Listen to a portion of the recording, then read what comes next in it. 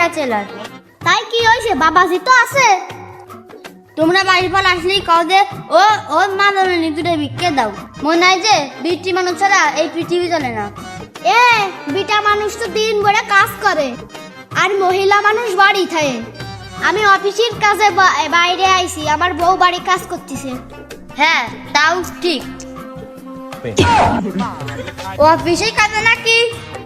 ও একই। বাবাজি 20 টাকা ভিক্ষা দাও। ভিক্ষে কই চাই তো তা ঠিক কথা, 10 টাকা 20 টাকা তোর উল্লেখ কি না?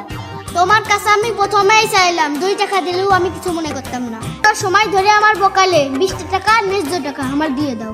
থাক থাক, তোমাদের ঠকাই তাহলে আমার নামে 10 টাকা মামলা হয়ে যেতে পারে। আমার টাকা পয়সা দেওয়ার মন আছে, কিন্তু বাবু আমি কিছু করি না, আমি বেকার। তোমার মতন অসহায় লোক দেখলেই আমার কষ্ট হয়। তা যদি টাকা না থাকে তাহলে 1 পয়সা দাও। লোক দেওয়াটা কি কব বাবু, কিন্তু আমার ঘরে তো তাল নেই। সারাদিন জোন বেচে 500 টাকা হয় না, এদিকে আবার চাল ডাল কিনতে সব পুড়েও যায়। আমি কোন দিক যাব? আমি যে মলাম, ওদিকে সবদুল বিল্ডিং বাড়ি দিয়ে ফেলাইছে ভিক্ষে করে। কঠিন ব্যাপার, যে সবদুলের কাছে যাই একটু পরামর্শ করে আসি। আমার মানে ওই লাইনেই রাতি হবে না, তাছাড়া তো হয় না। গাই থেকে 500 টাকা ইনকাম হয়, সংসারে চাল ডাল কিনতে পুড়েও যায়, হয় না। আমার ওই সবদুলের মতো ভিক্ষের লাইনই রাতি হবে না।